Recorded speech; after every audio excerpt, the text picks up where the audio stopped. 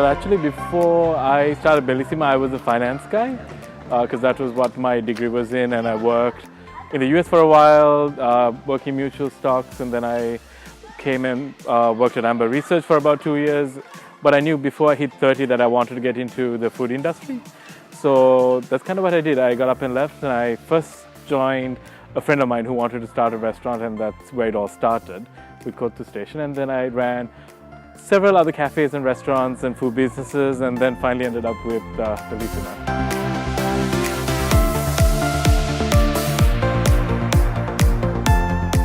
Yes and no. Easy in the sense I knew that's exactly what I wanted to do, and difficult in spite of knowing it was still a mental shift from what I was used to, working 9 to 5, working for somebody else. You have that stability, that routine, all that was out the window. And then also getting your family and friends and people around you adjusted is the hardest part, because it takes a long time for them to mentally adjust and to get used to the new you. It's really like taking on a new character almost. And that can be a very dissuading force in your life, because people are like, go back to your regular job. Because it took me a long time to get to getting the formula to work. And I've been more patient than I think the people around me.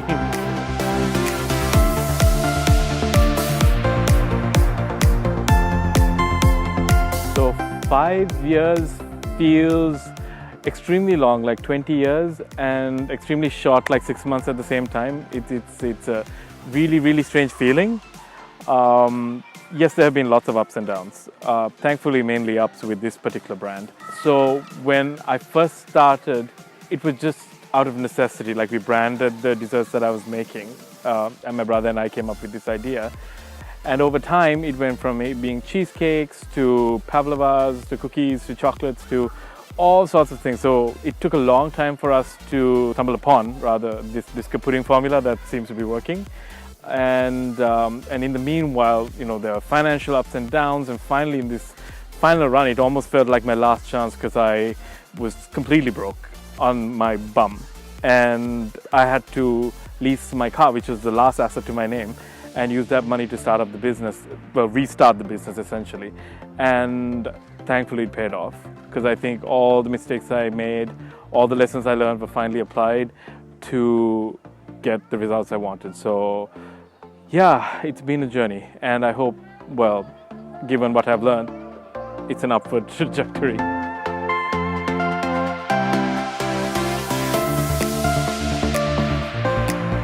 Good question. You know what? I'm going to Google that.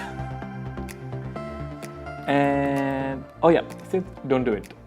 No, totally kidding. Okay, if I had to answer that honestly, there isn't one golden rule that you can really apply.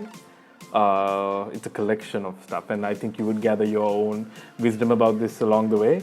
And what works for one person may not necessarily work for another, but generally speaking, surround yourself with the right people, because you will never have the full set of skills that you need to make a successful business. Very, very rarely will that ever be true for any one individual.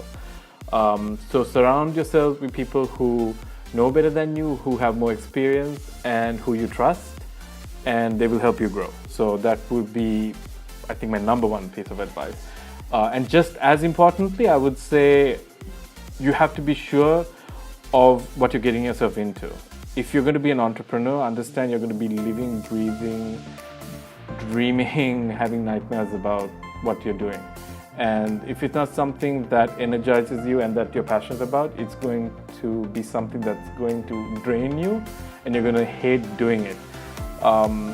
So be absolutely sure, make sure you've soul searched and you're passionate about not just making money, because yes, it's good to be passionate about making money. After all, I need to run a business.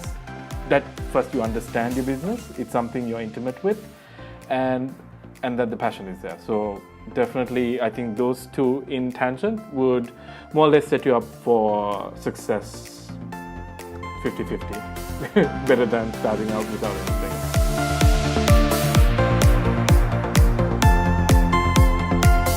Well, I don't know if it'll actually pan out this way, but I would love to be known globally for one reason. My life's passion has always been to take Sri Lankan food out and let the whole world know about it. So to achieve that end, I think I need to be known outside of Sri Lanka. So as a means to an end, yeah, I hope I keep on that trajectory. I hope my name does grow outside of Sri Lanka and I can introduce everybody to the wonders of our cuisine. So that's what I hope.